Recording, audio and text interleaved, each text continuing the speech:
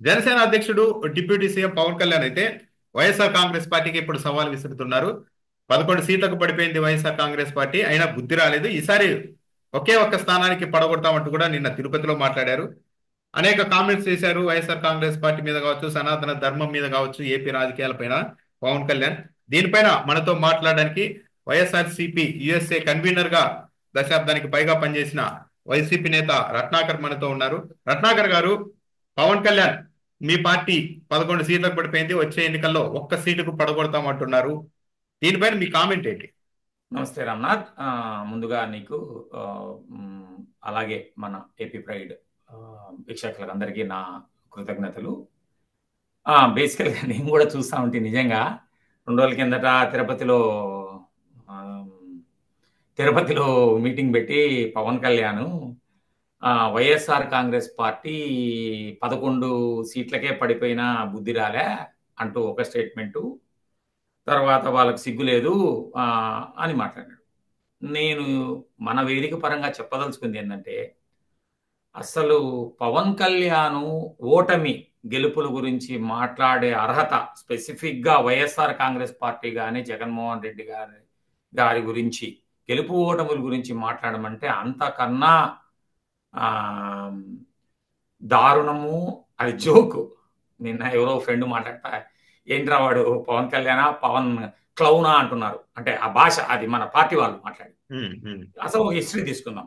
ఎన్నికలు, రాజకీయాలు, ప్రజాస్వామ్యము, విజయాల గురించి పవన్ కళ్యాణ్ సపోర్ట్ చేసే వాళ్ళను, ఈ గుంపులు మందలన్నీ కలిసి చేసిన అన్ని వాళ్ళు, ఈ కూటమనే వాళ్ళందరినీ ఒకసారి ఆలోచన చేసుకుందాం.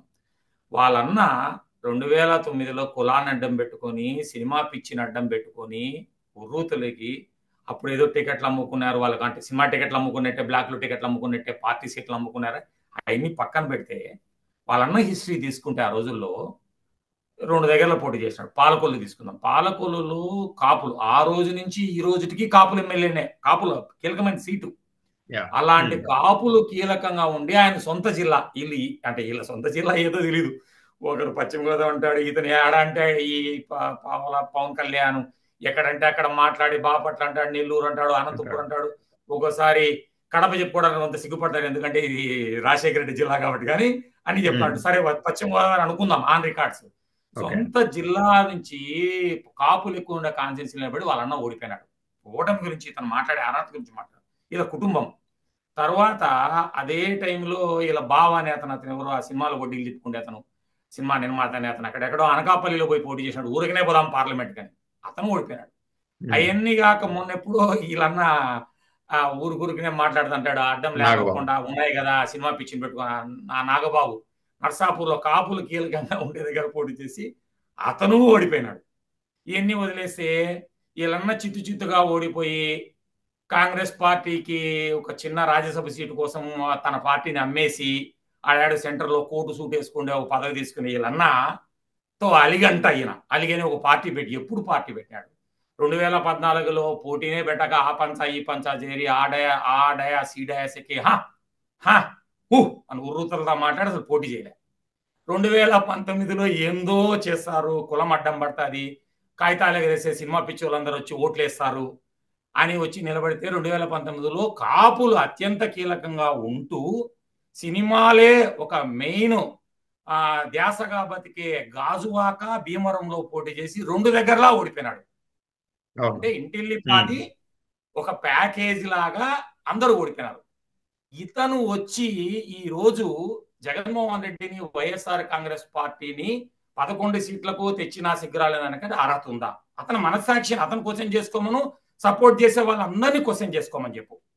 అలాగే ఏంటిది ఎట్టొచ్చినాయి? ఇప్పుడు 11 నుంచి 1 అన్నాడు. రెండో దానికి వస్తాం.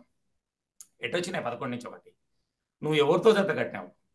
45 ఏళ్ళు వెన్నుపోటు రాజకీయాలతో రాజకీయ చరిత్ర ప్రారంభించి దాదాపు ఆంధ్రప్రదేశ్ రాజకీయాల్లో, భారతదేశంలో ప్రధానమంత్రి నేనే పెట్టినా, ప్రెసిడెంట్ నేనే పెట్టినా, అవసరమైతే అమెరికా ప్రెసిడెంట్ ను కూడా గుర్తుంటారు మీకు, హిల్లరీ ట్రంప్ అప్పుడు హిల్లరీ పిలిచారని కూడా రాయించుకున్నారు. గోర్బచేవును ఎవరి పేర్లు కనబడితే వాళ్ళ పేర్లు నేనే చేసిన అనే చంద్రబాబుతో పంచం చేసి 2 సార్లు ప్రధానమంత్రి ఉండే బీజేపీ పార్టీతో వాళ్ళ కాళ్ళు చేతులు పట్టుకొని చేది ఆటలో అరటి పండులాగా నీకేదో పడేసినాం పో అన్నట్టు ఒక 21 సీట్లలో ఎక్కడ పోటీ చేయాలనో, నువ్వు రాయలసీమలో ఎక్కడ పోటీ చేసినావో, లేదు నీకే తెలియదు అనంతపూర్లో ఎన్ని చేసినావో, కడపలో ఎన్ని చేసినావో, కర్నూలులో ఎన్ని చేసినావో వదిలేద్దాం. నీకు అసలు నీవు ఒక కుల ప్రాతిపదిక మీద, ఒక సినిమా ప్రాతిపదిక మీద, రాష్ట్ర రాజకీయాల్లో ఎన్నెలు ఒక 21 వాళ్ళు కూడా నీ గుంపులో గోవిందాలో ఉండే ఆ మందల పార్టీలు ఏదో ఇచ్చినా కదనేసి 21 దగ్గర పోటీ చేసి, ఆ 21 దగ్గర పోటీ చేసినందుకు 21కి 100% గెలిచినాము, భారతదేశంలోనే రికార్డ్ లేదని అదేదో ఆస్కార్ అవార్డు వచ్చినట్టు, కారు కొన్నట్టు ఆస్కార్ అవార్డు కొనుక్కుంటున్నట్టు ఒకటి సందడి చేసుకోండి. ఏంది ఇది? క్రికెట్ చేసే వాళ్ళకి అర్థమవుతుంది. ఒకడు ఒకే బాల్ ఆడి ఒక రన్ కొడితే వాడిని 100% రన్ రేటు, ఇంకొకడు 90 బాల్ ఆడి 80 కొట్టాడు అనుకో, ఎవడు గొప్ప చూసుకో నువ్వే. 90 బాల్ 80 కొడితే వాడి రన్ రేటు మీకు తెలియాలి క్రికెట్ వాళ్ళకు. తక్కువే పోటీ చేసింది దాంట్లో 100 గెలిచినామని పండగ చేసుకోమంది. గెలిచి నేను ఇందాకే అనుకుంటాను, పందులు మందలు, సింహం సింగిల్. ఒక్కటి గుర్తు పెట్టుకోవాల్సింది, అతనితో తిరిగే వాళ్ళు కళ్ళు కూడా సింగల్ గా వచ్చి వీళ్ళందరూ. ఇప్పుడు బీజేపీ పార్టీ ఉంది, 2019లో ఒకటిగా పోటీ చేసింది, 100 కంటే తక్కువ వచ్చినాయా? ఇతను నువ్వు పోటీ చేసినావు ఒకటిగా, పోటీ చేసిన 2 దగ్గరలో ఓడిపోయినాయి. దాదాపు నువ్వు పోటీ చేసిన 90% నీ పార్టీ అభ్యర్థులకు డిపాజిట్లు రాలే, అవునా? ఇప్పుడు నేను అందరూ కలిసినారు కాబట్టి ఏదో అంటారు ఆడ ఈడ బొర్లి అవతల పక్క వాళ్ళు వచ్చిన వాళ్ళందరూ నీ దాంట్లోకి వచ్చి గెలిపించుకునేవు తప్పనిస్తే నీకు అసలు అర్హత ఉందా జగన్మోహన్ రెడ్డి గారి అని అందరూ మాట్లాడుకునేది. అదే కాదు, ఎవరైనా ఈ వినేవాళ్ళు ఎవరైనా సరే దీంట్లో జగన్మోహన్ రెడ్డి గారిని, వైఎస్ఆర్ కాంగ్రెస్ పార్టీని, పవన్ కళ్యాణ్ అనే అతను మాట్లాడడానం అనే దాని మీద అసలు ఇదేదో అంటారు పెద్ద రాజశేఖర సార్ సభలో తల ఎక్కడ పెట్టుకోవాలనో అర్థమవుతుందా అని ఆ టైపులో ఇది ఉంది. కానీ తప్పేసి దీంట్లో నేను మాట్లాడిన దాంట్లో ఓకే, అతను సపోర్ట్ చేసే వాళ్ళకు ఏదైనా కూడా సరే వాళ్ళు వేరే రకంగా తీసుకుంటారు, అదంతా పక్కన పెడదాం. ఒక్కరికైనా నేను మాట్లాడిన దాంట్లో ఎవరైనా మన ప్రేక్షకులు, ఏపీ ప్రైడ్ ప్రేక్షకులు కానీ కింద కామెంట్లు పెట్టమను, ఒక్కటన్నా తప్పుందా? నువ్వు వచ్చి విర్రవి గడిమింది ఈ గెలుపుకు, జగన్మోహన్ రెడ్డిని 11కు తెచ్చినామనేది ఎట్ట గెలిచినావు? ఆ గెలుపుకు అసలు అర్థం ఉందా? నువ్వు గెలిచిన ఏదన్నా ప్రజలకు ఏమన్నా చేద్దామని లేకోకుండా నువ్వు తిరుగుతా ఉండే చేష్టలు, ఆ కేకలు, ఆ అరుపులు చూస్తా అంటే ప్రజలు ఇదే అట్టగా నాకు తెలియగలుగుతా. ఇప్పుడు పాత మన విడిపోయిన రాష్ట్రం తెలంగాణ హైదరాబాద్ లో ఉంది, ముస్లిం లీగ్ కూడా ఎప్పుడు అన్ని పార్టీలతో అలయన్స్ పెట్టాడు గెలుస్తూ ఉంటది. వాళ్ళు కూడా వాళ్ళు ఎంపీ ఎమ్మెల్యే ఏ బుద్ధు ఓడిపోయినారు వాళ్ళు కూడా. నీకు వాళ్ళకి ఏం తేడా ఉంది చెప్పి? ఇప్పుడు ఒక కులాన్ని అడ్డం పెట్టుకొని, ఒక మతాన్ని అడ్డం పెట్టుకొని, నీకు ఒక స్పెషల్ క్యారెక్టర్ ఏంటంటే సినిమా పిచ్చోళ్ళు పాపం వాళ్ళని అడ్డం పెట్టుకొని ఓకే మీ ఇంట్లో ఖాళీగా ఉండే వాళ్ళందరినీ సినిమాలకు పంపించి 10 సినిమాలు తీస్తే ఒకటి హిట్ అవుతుంది. ఎవరు తీసి నువ్వు తీసిన అవుతుంది, నేను తీసిన అవుతుంది, ఇది చూసే వాళ్ళు ఎవరు తీసిన అవుతుంది. నువ్వు ఎన్ని తీసినావు మీ ఇంట్లో ఆ తేజ్ అని ఈ తేజ్ అని ఇంకొకడని ఎవడు తీసినా కూడా ఎవరో ఒకరు చూస్తారు సినిమా. ఏముంది చెప్పు, అది ఒక అందరికీ తెలిసిన ఒక lowest cost cheapest entertainment cinema అనేది. ఎవరికైనా పోయి చూస్తారు, ఒకటి హిట్ అవుతుంది. వీళ్ళందరినీ పెట్టుకొని నువ్వు 21 సీట్లు గెలిచి వైఎస్ఆర్ కాంగ్రెస్ పార్టీ పెద్ద ఆయనకి ఇచ్చిన మాట, వాళ్ళ చనిపోయిన మాటకి ఇచ్చిన ప్రకారం పార్టీ పెట్టిన 4-3 ఏళ్లలోనే 2014లో ఎన్నికలకు పోయి 67 సీట్లు పైగా తెచ్చుకొని ఒక్కడు అసత్యపు ప్రచారాలు, అసత్య ప్రామిసులు ఏం చేయకోకుండా తను అదే రకంగా పోయి ఉండి అదే పార్టీలో గెలిచిన వాళ్ళను అడ్డగోలుగా అప్పటి చంద్రబాబు నాయుడు కొని వాళ్ళను మంత్రులు చేసి కుల ప్రాతిపదిక మీద, మత ప్రాతిపదిక మీద చేస్తే కూడా మొక్కవోని ధైర్యంతో అలాగే ఎక్కడా లేని విధంగా ఆ రోజు పటిష్టంగా ఉన్న కాంగ్రెస్ పార్టీని ఎదిరించి బయటకు వచ్చి మళ్ళా పటిష్టంగా దేశమంతా ఊపున్న వాజ్పేయి బీజేపీ పార్టీకి అగెనిస్ట్ గా ఉండి ఒక్కడు పోరాడి 151 సీట్లతో గెలుచుకున్న జగన్మోహన్ రెడ్డికి ఇతనికి తర్వాత ఇంకా యాడ్ చేసుకుంటే ఆ మందలను కూడా యాడ్ చేసుకోమను.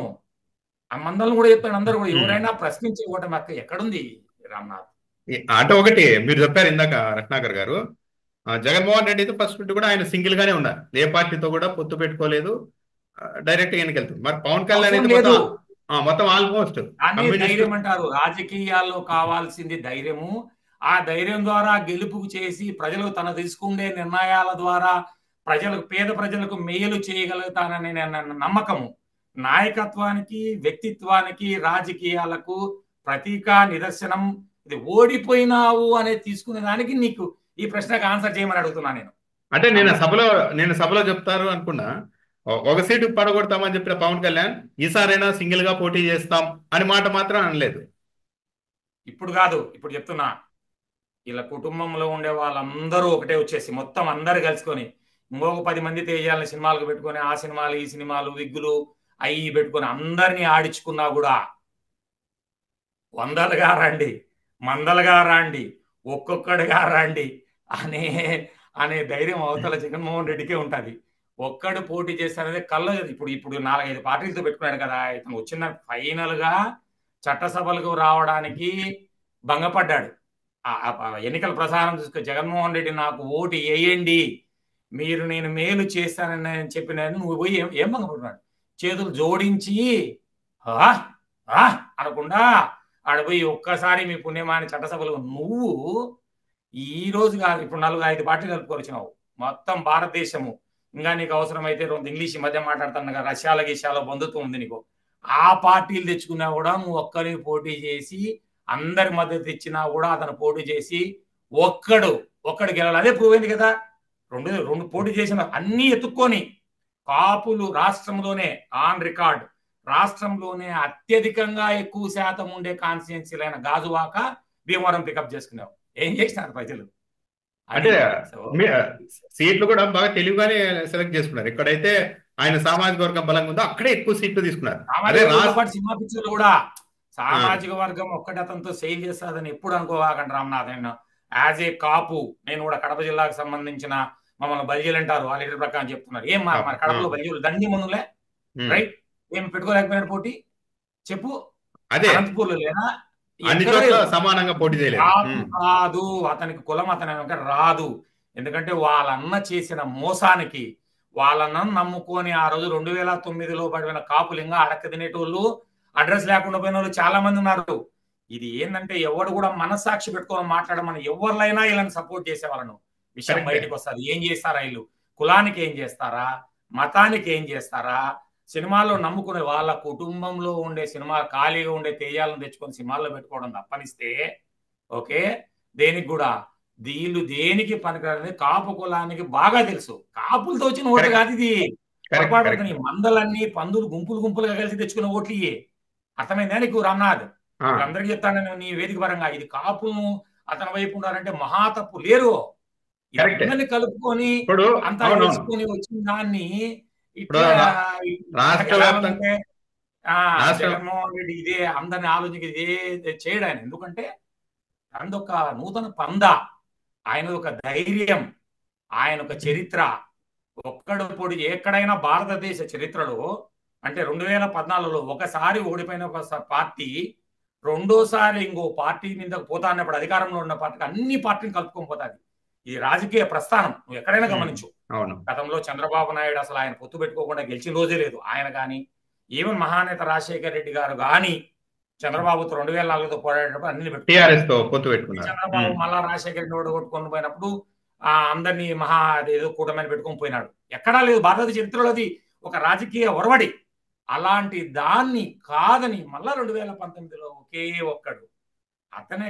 ఇది ఇప్పుడు ఏం లే, ఈ పవన్ కళ్యాణ్కి ఈ కుటుంబానికి జగన్మోహన్ రెడ్డి గారు వైఎస్వామిలే అంటే ఒక రకమైన అసూయ, ఒక రకమైన ఏహభావం, ఒక రకమైన చిన్నబోయినతనం.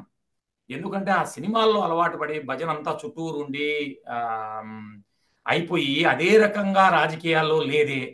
మనం నిలబడిన సాట ఓడిపోయినామే, కులాన్నంతా అడ్డు పెట్టుకొని అప్పనంగా పార్టీని కొట్టు కట్టేసి కాంగ్రెస్ పార్టీకి ఒక్క రాజ్యసభ సీటు కేవలం ఒక సహాయ కేంద్ర మంత్రి పదవి కోసం పార్టీని, కాపులను నమ్ముకునే సినిమా వాళ్ళను అందరిని నమ్ముకున్నామే.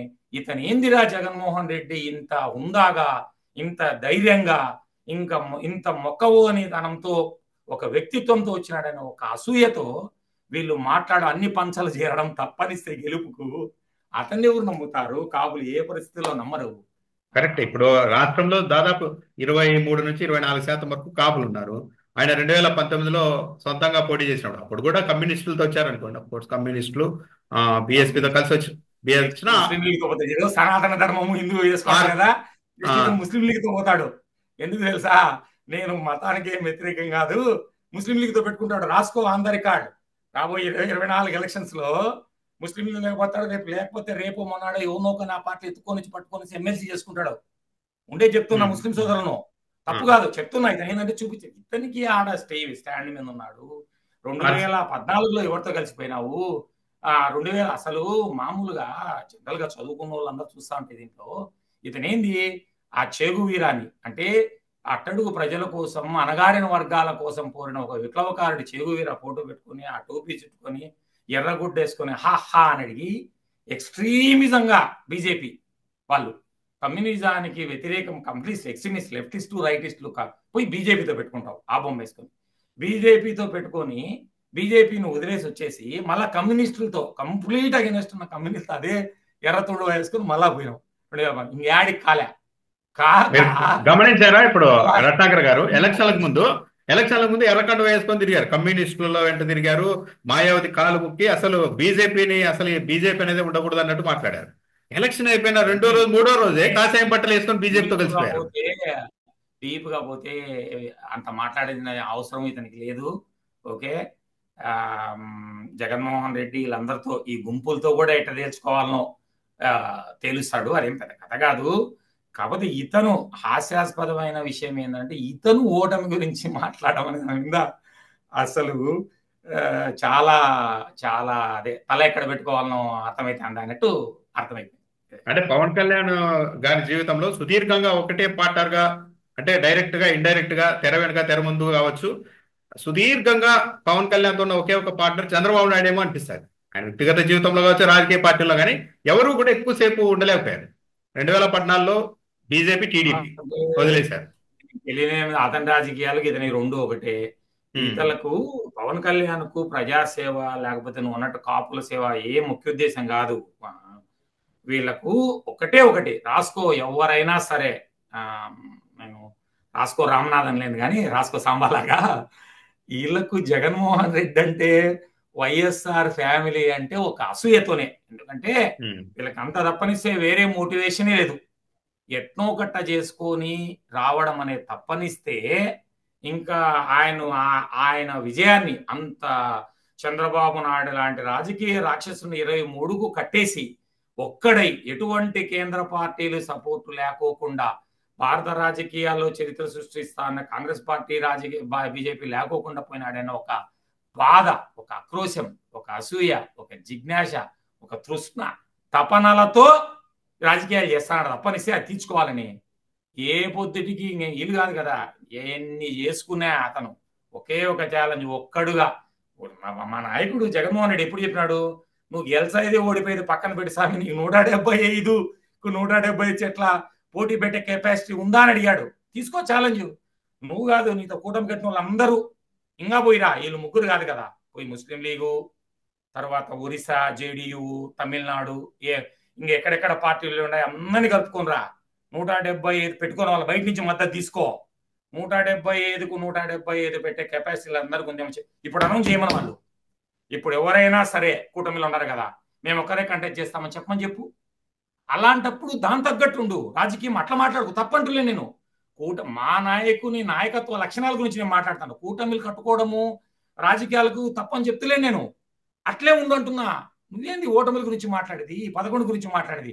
నువ్వు దానికి స్ట్రిక్ట్గా అవును నాకు ఆయన అంటే అసూయ, మా కుటుంబం ఇంటిల్లిపాది మాకు అసూయ, మా ఇంటిల్లిపాది మేము ఓడిపోయినా కాబట్టి అతను అంత చారిత్రాత్మకంగా ఎలా గెలిచాడు, ఎలా గెలవబోతున్నాడు, భారత రాజకీయాల్లో తనదైన ముద్ర ఎలా వేసుకుంటున్నాడు, నేను కలిసే ఉంటా, నెక్స్ట్ రాబోయే ముస్లిం లీగ్తో పోతా, లేకపోతే బిఎస్పితో పోతా, తెలంగాణ రాష్ట్ర సమితితో కూడా పొత్తు పెట్టుకుంటా, పెట్టుకో వద్దనం. కానీ జగన్మోహన్ రెడ్డి ఓటమి గురించి మాట్లాడే అర్హత నీకు లేదు. నీ గెలుపు గురించి నువ్వు మాట్లాడుకుంటావా? ఆంధ్రప్రదేశ్ నీ గెలుపునంతా చూసింది ఇప్పటికే. ఓకే, అయిపోయింది ఆ కథంతా.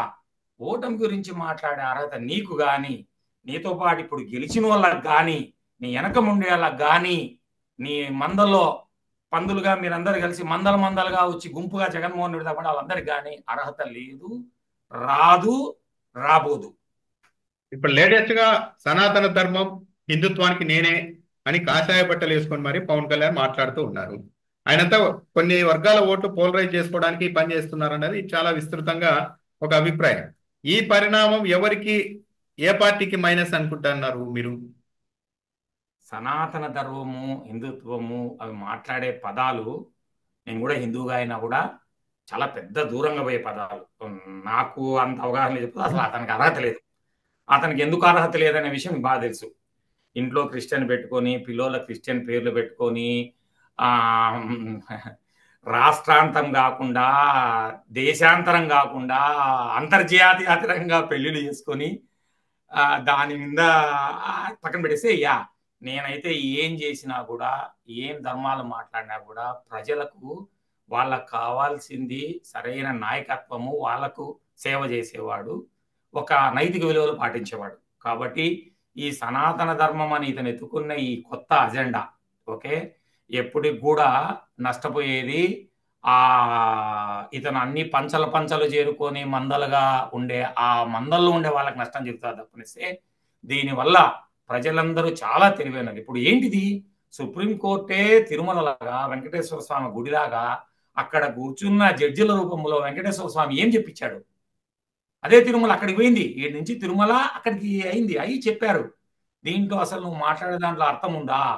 రాజకీయ లబ్ధి, వాళ్ళు కూడా జడ్జిలో గమనించారు. పిల్లనిచ్చిన మామనే పదవి కోసం వెన్నుపోటు పొడిచి, బామర్దులను, నమ్ముకున్న తమ్ముళ్లను, అన్నలను, వాళ్ళ చెల్లెలను, వాళ్ళక్కలను, ఒకరిని కాదు ఆ రోజు అందరినీ చేసిన ఇతను రాజకీయం కోసము దేవుని ఎందుకు వాడుకోవడన్న ఒక స్పృహ ఎవరికైనా వస్తుంది. దాంట్లో ఆ రూపంలోనే చెప్పారు.